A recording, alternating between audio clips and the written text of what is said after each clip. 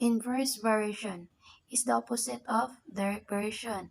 In the case of inverse variation, the increase of variation leads to the decrease of another. In fact, two variables are said to be inversely proportional when an operation of change is performed on one variable and the opposite happens to the other. So, sabi ko kanina na if ang x is will increase, also the y will increase. But in inverse, if ang x nato is increase, the y will decrease. So here's our formula. Y is equal to k over x. Our example is y is equal to our constant. Let's have 1 half x. So let's find in graph if ang ato yung given or ang giingon nga if ang x is increase, the y will decrease. So let's have an example. So example na to ang graph. For example, man itong graph. And itong x and then our y. 1, 2. So if we substitute our x and y, we substitute our our 1 to x.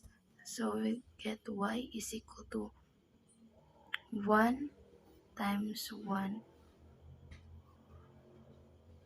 So 1 over 2 times 1. So our 1 is 1 halves. So if 1 is increased, our y will decrease. For example, 2. y is equal to 1 over 2 times 2.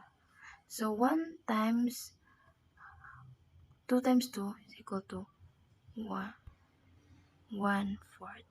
So the number the number of x will increase, the y will decrease. Let's have an example on how to solve a problem. So our formula y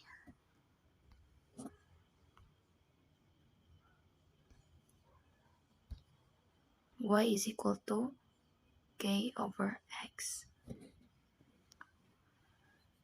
So example number 1. If y varies inversely as x and x is 3 and the y is 4, find the constants of variation. So let's substitute. Given is y is equal to k over x, whereas our y is equal to 4.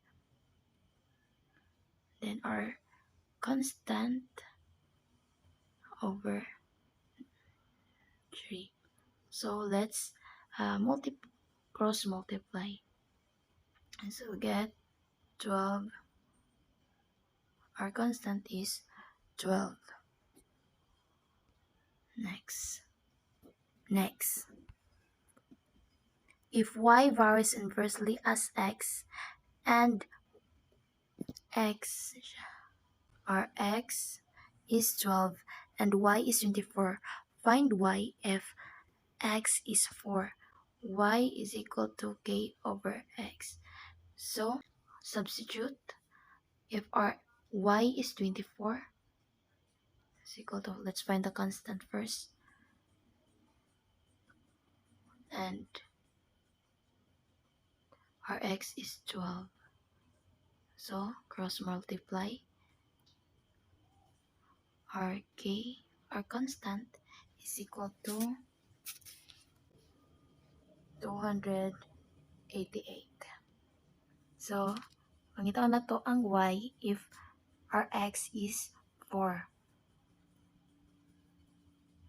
So y is equal to, our constant is 288 and our x is 4.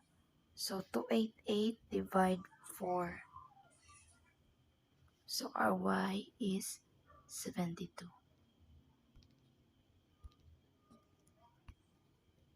So thank you for listening and watching.